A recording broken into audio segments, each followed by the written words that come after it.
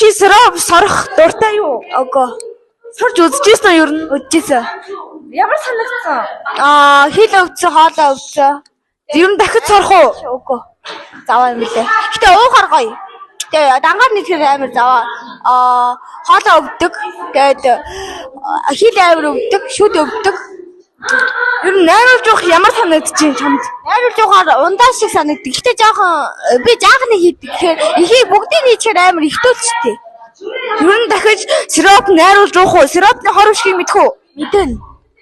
Ер нь тэгээд цаашдаа найруулж явах гэж боддгоо. Мэдгүй. Би авдаггүй снэкийг хаяад авч явдаг шүү дээ. Дахиж явахыг ер нь бодож ингэ сонирхдаггүй. Дахиж явахыг хүсдэг үү? Мэдгүй. Заримдаа аваад, заримдаа авдаггүй шүү дээ. Би мэдгүй л шүү дээ. Сироп ер нь хэдэн төгрөгөөр авдаг вэ? 500 400-аар л авдаг шүү дээ. За баярлалаа. Үзээ. Ямар санагдаж байна ер нь амт манд муугаа штэ. Яг юу муугаа санагдаж байна?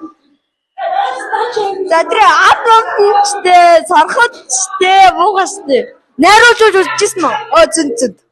Дахиж найруулж тэ тэгээ сорж үзхийг бодчихгүй. Сорж үзхийг боддгоо штэ. Зүгээр найруулж явахыг л боддог юм уу? Харин тэгдэж штэ. Ер нь хор уршиг мэднэ штэ.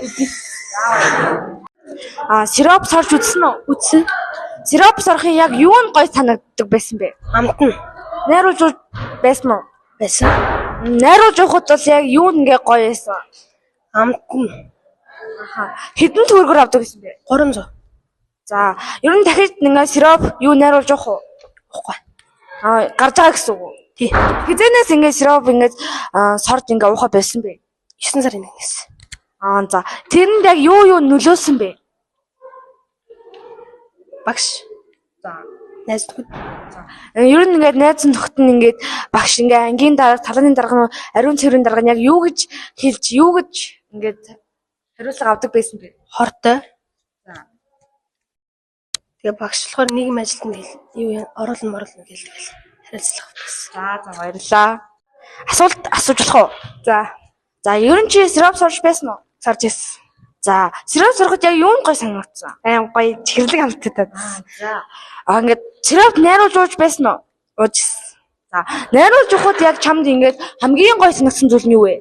Халуун үед л уух нь аим гоё юм. Ундааны оронд. Сиропоо хэдэн төгрөгөөр авдаг вэ? 500. Хаанаас авдаг вэ? Гэрийн хайжуудлын дэлгүүрээс. Сироп сорж байсан уу? Бэс. За ер нь сироп сороход гоё санагддаггүй. Санагддаг. Найруулж ууж исэн үү? Ууж исэн. Найруулж уухтаа хэдэн төгрөгөөр авдаг вэ? 500. За. Тэгээ одоо ингээ ер нь найруулж ууж сорж байгаа юу? Болцсон.